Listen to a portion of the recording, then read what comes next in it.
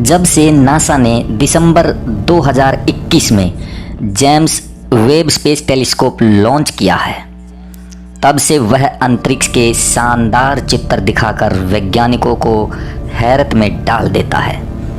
ऐसी ही एक तस्वीर JWTS ने वर्तमान में जुपिटर्स के मून यूरोपा की खींचकर वैज्ञानिकों को इतना उत्साहित कर दिया है कि यूरोपियन अंतरिक्ष एजेंसी ने जुपिटर्स मून प्रोब 2024 अप्रैल में लॉन्च करने का फैसला लिया है।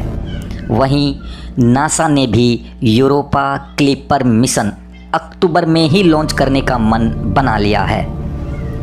क्या है इन दोनों मिशन का उद्देश्य, जानेंगे विस्तार से। स्वागत है आपका SK interesting fact 726 YouTube channel पर।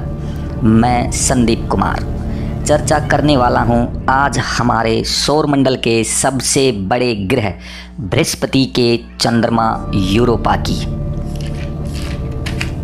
चर्चा को आगे बढ़ाने से पहले हम एक नज़र यूरोपा की वास्तविक स्थिति के बारे में डाल लेते हैं। हमारे सौरमंडल में 8 ग्रह हैं और उनमें सबसे बड़ा गैसीय ग्रह है जुपिटर। यह गैसों और तरल पदार्थों से बना हुआ है जिसकी कोई भी सतह नहीं है, परंतु ये चर्चा बृहस्पति ग्रह की न होकर के हम करने वाले हैं बृहस्पति के 145 चंद्रमाओं में सबसे ज़्यादा चर्चित व जीवन की संभावनाओं से युक्त यूरोपा की, जो चौथे स्थान पर रहकर बृहस्पति ग्रह की परिक्रमा करता रहता है, जिसकी खोज सबसे पहले गैलीलियो गैलीली ने 8 जनवरी 1610 में की थी। यूरोपा हमारे सौरमंडल के क्रमानुसार 5वें सबसे बड़े ग्रह बृहस्पति का चौथे स्थान का सबसे बड़ा उपग्रह है। इसका व्यास डायमीटर 3138 किलोमीटर है, जो हमारे चंद्रमा से थोड़ा ही छोटा है। ये थी यूरोपा की वास्तविक स्थिति। अब बताते हैं इसकी चर्चा आज क्यों ज़रूरी है।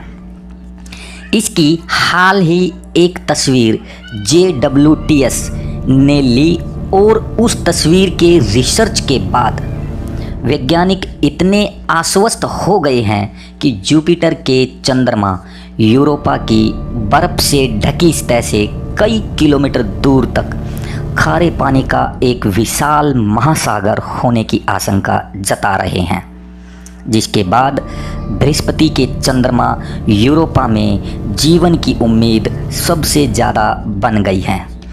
दरअसल वैज्ञानिकों का मानना है कि इस जमे हुए चंद्रमा की सतह पर एक विशाल समुद्र है, जिससे ये संकेत मिल रहे हैं कि यह समुद्र गर्म और नमकीन है। इसमें जीवन की संभावनाओं वाले रसायन भी मौजूद हैं, यानी सौरमंडल में मनुष्यों के लिए उपयुक्त जीवन परिस्थितियों की खोज की संभावनाओं को आगे बढ़ाते हुए हमारे वैज्ञानिकों ने दावा किया है कि संभव है कि यूरोपा पर पाए जाने वाले कार्बन डाइऑक्साइड गैस इसके बर्फीले गोले के नीचे मौजूद विशाल महासागरों से आ रही है। वैज्ञानिक यूरोपा के विभिन्न पहलुओं का अध्ययन कर रहे हैं। JWTS का उपयोग करते हुए वैज्ञानिकों ने ये साफ कर दिया है कि यूरोपा की सतह पर पानी का विशाल महासागर है, जिसके आसपास मनुष्यों के रहने लायक वातावरण है, यानी वहाँ सामान्य जीवन होने की संभावना हो सकती है। नासा इससे पहले भी यह बता चुकी है कि पृथ्वी के महासागरों की तुलना करें तो यूरोपा पर सबसे ज़्यादा पानी है। पिछले साल भी नासा ने अपने जूनो यान यूरोपा के पास से गुजारा था, जिससे यूरोपा काफ़ी सुर्खियों में रहा था।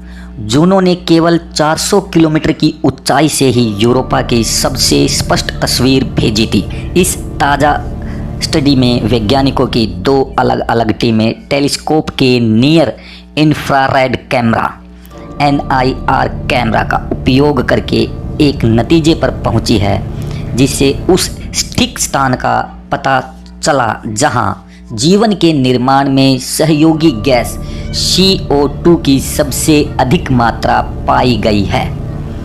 हालिया शोध की रिपोर्ट में कहा गया है कि यूरोपा में सबसे अधिक CO2 तारा रेगियो नामक स्थान पर मौजूद है, जो स्थान 1800 किलोमीटर चौड़ा और 1120 मील में फैला हुआ है, जहां दांतेदार चट्टानों और दरारों के साथ बड़ा अव्यवस्थित इलाका है। हालांकि वैज्ञानिकों ने यह साफ नहीं किया है कि अव्यवस्थित इलाके का मतलब क्या है। फिलहाल जो भी हो, वैज्ञानिक अब इस निष्कर्ष पर पहुंच चुके हैं कि यूरोपा पर मौजूद कार्बन डाइऑक्साइड गैस वहां पर मौजूद महासागरों से ही निकली है और तारा रेगियो स्थान पर टेबल साल्ट भी पाया गया है, जिसकी वजह से यूरोपा के सफ़ेद मैदानों की तुलना में इस क्षेत्र का रंग कहीं अधिक पीला है, जिससे पता चला है कि यूरोपा पर बहुत मात्रा में नमक भी उपलब्ध है।